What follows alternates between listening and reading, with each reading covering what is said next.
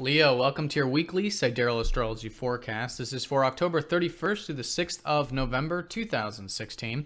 I'm Athen, and this channel is about using the actual constellations in the sky known as Sidereal Astrology. If you are new, be sure to check out the link down below for more information. All right, so Leos, this week we have this newness about the whole week. We're kicking things off with what was a new moon on Sunday, and things continuing. And I think a lot of this has to do with your sense of self-worth, maybe some of you, your financial material life. And on another level, with this happening so close to your third house, maybe in terms of what you're learning or exchanging, the mental energy. I think it's a great time to learn. I think you're going to notice that more so in these coming weeks. But anything that has to do with reading, with writing, with exchanging ideas, and even connecting with your peers or with your community, I think can be a great source of energy and can further maybe some new beginnings with that as we go into these next couple weeks. So the aspects here this week, quite easy. We do have a lot of sextiles and trines, so let's go ahead and break this down one by one. Right after that new moon, we do have some support from Neptune trining up to the sun, so it could be easy going maybe for you in general, because of course this is your ruler. Might have to do with relationships, might have to do with a bit of that sense of self-worth or the financial life perhaps, and again maybe expressing yourself communicatively or learning or trading or moving things around. Third house is everything in our immediate environment, so a good support there with that. And you're going to notice too that with Mercury shifting into the third, maybe there is a bit more mental aptitude or thinking more about communication and exchanging and that kind of a thing as well. And again, that will be a good source of energy for you. Then as we get into the middle part of the week, Mercury will be sextiling up to Pluto, so it's good for deep research, maybe getting down to the bottom of things having to do with that learning or mental stuff there, exchanging or trading, whatever it might be. Mercury does also rule your second also, so maybe some changes there with the financial material life. That could be positive, and also too with the friends, groups, community. Mercury does rule your 11th house. Maybe your aspirations are changing. So whatever that is, it's just an opening, but I think a great middle part of the week to change those aspirations, change those values maybe. Maybe your values are changing, and maybe make some positive change there with your material life as well.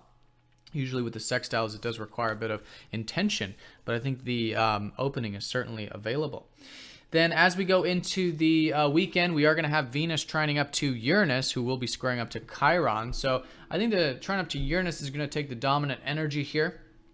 And this has been a Venus down at the bottom of your chart, now helping you enjoy a bit of the home life, maybe location, maybe your family life, and fundamentally your health. It's been a really good time for you to take that stuff seriously with Saturn down here at the bottom of your chart, really establish these roots.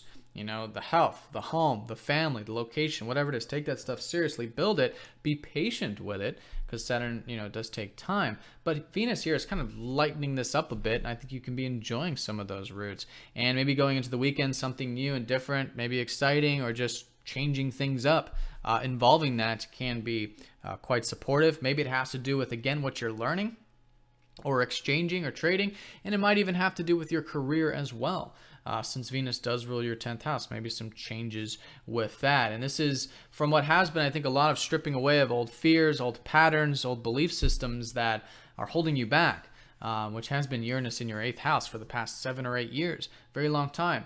So as you've been releasing, letting go of these past patterns, it can be very freeing, very liberating. And I think there's certainly that liberation in the air.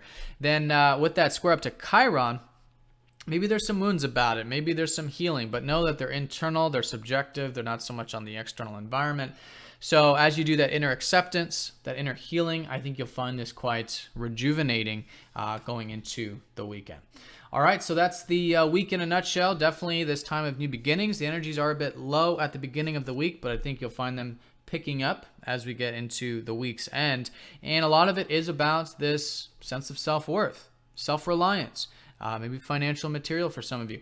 Also, what you're learning or what you might be learning these next few weeks, or exchanging or trading or whatever that is. A lot of positive support there with Neptune. Could be easy going for you this early part of the week. Middle part, maybe good for some change in those areas. And then as we get into the week's end, this bit of liberation, bit of freedom, maybe involving those roots and career. And again, maybe a bit of that learning.